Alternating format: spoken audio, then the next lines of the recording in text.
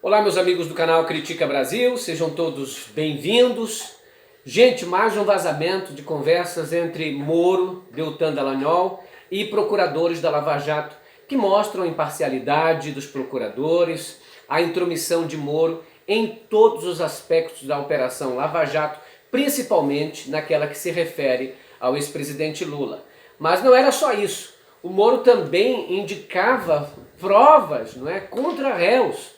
No caso aí que eu vou reportar agora.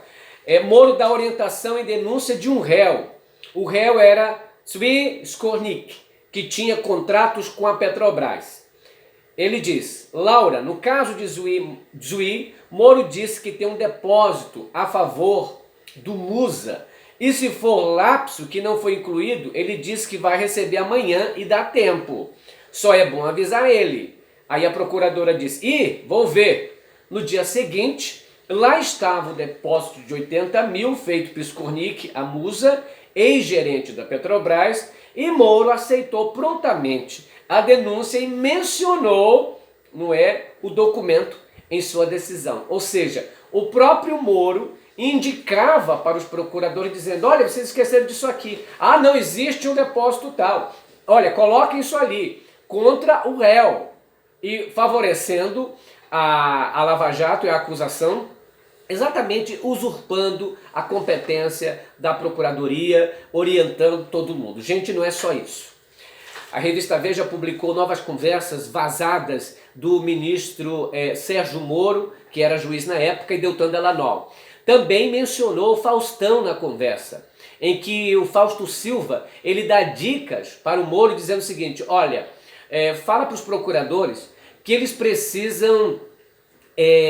aliás, o Faustão diz para o Moro que eles precisavam falar de uma maneira mais simples, mais popular, para o povão entender, para que tudo ocorresse bacana. Ou seja, deu conselhos para o Moro, para os procuradores se comportarem diante da câmera, das câmeras, diante da televisão.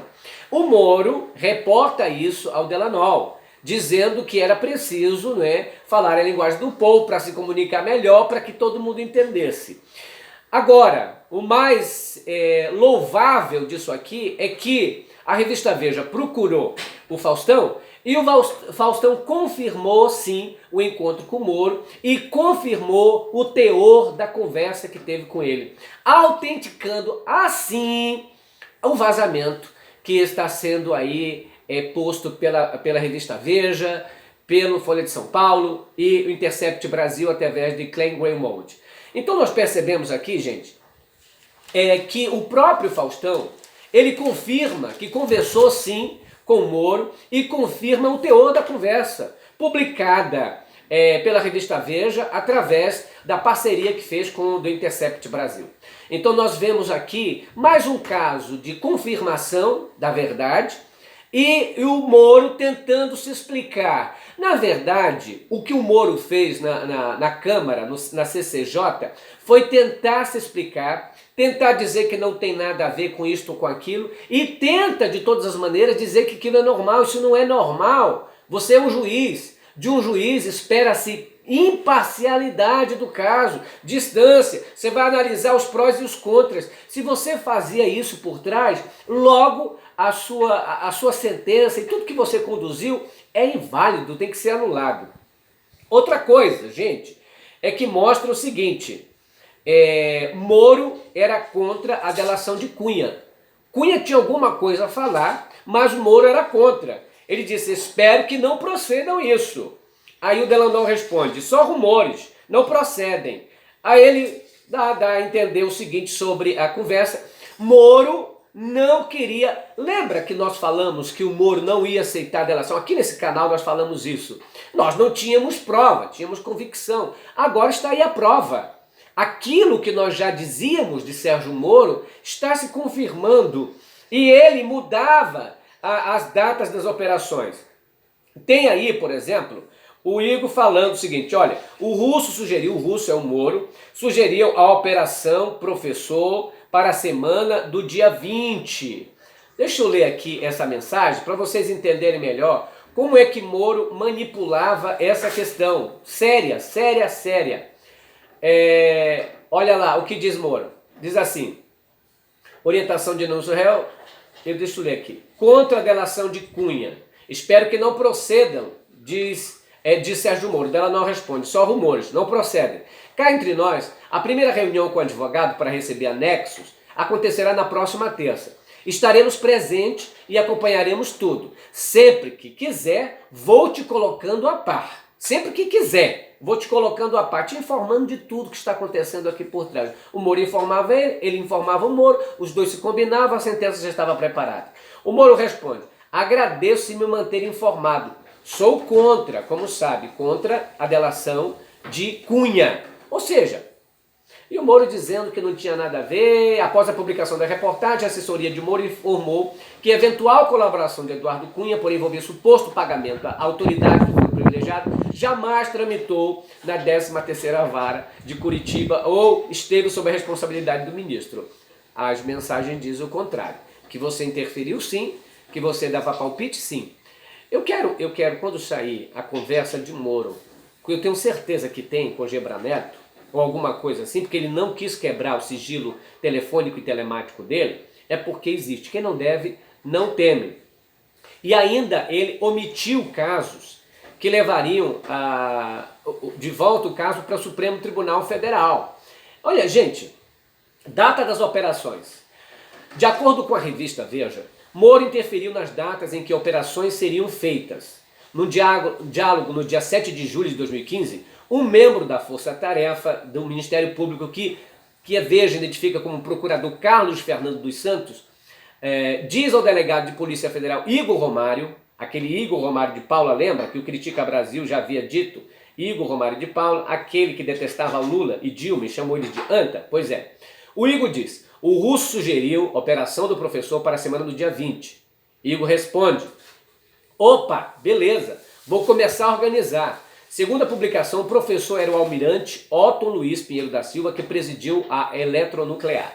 Em 13 de outubro de 2015, o procurador Paulo Galvão também fala com o colega Robertson Pozobon sobre uma orientação do juiz. Ele diz, estava lembrando aqui que uma operação tem que sair no máximo até por volta do dia 13 de novembro, em razão do recesso e do pedido do russo, que é o Moro, para que a denúncia não saia na última semana.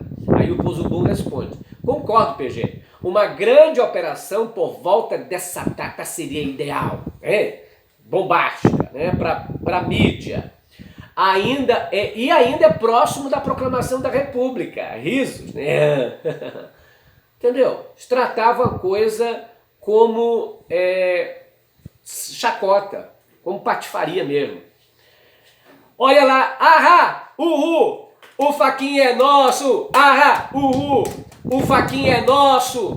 Já não bastassem in Fuchs We Trust, agora saiu aí a conversa vazada do Delanol com procuradores. As mensagens reveladas por Veja também mostram que Delanol ficou entusiasmado após o encontro com o ministro do STF, do Supremo Tribunal Federal, Edson Fachin. De acordo com a revista, no dia 13 de julho de 2015, ele comentou o resultado da conversa com outros procuradores da Força Tarefa. Ele disse, caros, conversei 45 minutos com Fachin. Ponto. Ahá, uhu, o faquinha é nosso, ahá, uhu, o faquinha é nosso. Que pilantragem. Isso já em 2015. Lembrando que o Teori Zavascki morreu em 2017. E adivinha quem ocupou o lugar do Teori Zavascki nas conduções da Operação Lava Jato no Supremo Tribunal Federal? Ele mesmo, Edson Fachin. Lembrando que eu, neste canal, tinha dito, depois da morte do ministro Teori Zavascki, que era o Fachin que iria ficar no lugar, sem haver a escolha ainda, porque o Edson Fachin fez um movimento, ele era da primeira turma. Se era da primeira turma, não podia ser escolhido o relator do caso da Lava Jato no Supremo Tribunal Federal, que era da segunda turma. O que ele fez? Se saiu da primeira turma, entrou na segunda turma, como quem não quer nada, e foi escolhido relator da Lava Jato no Supremo Tribunal Federal. Não é? Providencial esse negócio, né? Muito. É muito estranho que os dois ministros apontados nas conversas tanto o Fux como o Edson Fachin são os dois que detestam, odeiam Lula. Ainda vai ter alguma coisa, será que do Barroso, que é outro estranho, da Carmen Lúcia? Esses quatro aí, nesses quatro eu não confio. Não confio na medida de que eles se metem, aliás, até o próprio Dias Toffoli, né, vem aí com pacto com Bolsonaro e tal. Isso não é caso para acontecer, que o Supremo Tribunal Federal não tem que fazer pacto nenhum com o Executivo. Isso é coisa para politicagem, ou para política, aliás. Então, gente, olha, estamos diante aqui de uma confirmação de um apresentador de TV, de que a conversa realmente era sobre esse teor, de que houve um encontro. Como é que o Glenn Greenwald, como é que a revista Veja iam saber que o Moro teve um encontro com o Faustão e que o Faustão aconselhou eles a se portarem diferente diante das câmeras? Então, é verdade o vazamento. Como é que o Moro responde também algumas questionamentos sobre isso? Não, ele tenta, ele confirma a conversa, mas tenta dizer que era tudo normal. Não era normal, era sacanagem, era anormal, não é? Era imoral, é imoral. O que o Moro deveria fazer é renunciar imediatamente, porque ainda está, o Senado Federal pediu esclarecimento de Sérgio Moro sobre a possível investigação contra Glenn Greenwald. O Senado pergunta qual o motivo. O que aconteceu? Qual o fato, o motivo que levou vocês a tentarem fazer alguma investida com ele? Isso seria o que? Perseguição ao jornalista? Só que o jornalista já foi bem claro. Nenhuma perseguição me fará parar de publicar a verdade. Se não for eu, serão outros, porque os arquivos estão em mãos seguras, graças a Deus. Agora, o que vai acontecer daqui para frente? Edson Fachin sempre se mostrou contrário a qualquer coisa sobre Lula, e nós desconfiávamos de Edson Fachin, e agora o Edson Fachin entregue pelo bocudo, não é? Porque o Dallagnol, ele se comporta como um garoto que parece que nunca fez nada na vida, um adolescente, que quando fura um gol diz assim, olha aí, tá vendo aí, ó? Olha aí, só o que eu fiz aí, ó. Moleque. Por isso que o Gilmar Mendes chamou ele de moleque. Um moleque se comporta como um moleque, um adolescente diante de um gol marcado, sabe? Ahá, uhu, o Fachin é nosso, a sacanagem de vocês. Ahá, uhu, não é? A verdade é nossa. Isso aí é uma imoralidade. Imoralidade. Se a Procuradoria-Geral da República tivesse moral e isenção, ia mandar prender esses dois e afastar o Dallagnol e o Moro na hora. Eram para estar fora, sendo investigados. Ainda assim utiliza a Polícia Federal para ir contra aqueles que estão publicando vazamentos deles. Tu tá de sacanagem com a gente? O Brasil precisa dar uma resposta urgente. A Polícia Federal foi enganada por esse governo. Polícia Civil enganada por esse governo sobre a questão da reforma da Previdência. Eu falei para vocês. Não confia que é cana. Não confia que esse pessoal tá na pilantragem. Aonde já se viu Paulo Guedes, banqueiro, se importar com a aposentadoria dos outros. Se importa com a dele. E olha, gente, mais tarde nós vamos falar daqueles que votaram contra os professores. Professores foram sacaneados, né? Professores, policiais civis, policiais federais, sacaneados pelo Bolsonaro e seu Paulo Guedes nessa reforma nojenta da Previdência, que só vai dificultar a vida de todo trabalhador.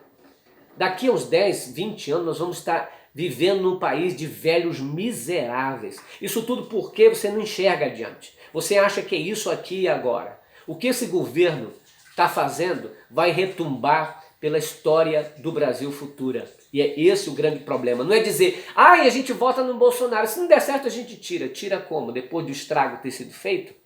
Não dá mais, querida. Infelizmente não dá mais. Tem muita gente que está tampando o sol com a peneira. É esse o motivo. Critica Brasil, falando a verdade, doa quem doer. Nós voltaremos a qualquer momento e às 20 horas com Critica Brasil, resumo de notícias. Tchau, pessoal. Se inscreva nesse canal, compartilhe esses vídeos. Beijo para todo mundo que manda mensagem, beijo para os meus amigos que estão aí e vamos torcendo por nós. Beijo à nossa jornalista Niobe Cunha, Edmar Moraes, Marilu e a todo mundo que acompanha e que se dedica a este canal que fala a verdade, doa quem doer. Esperamos aí que a oposição, não é?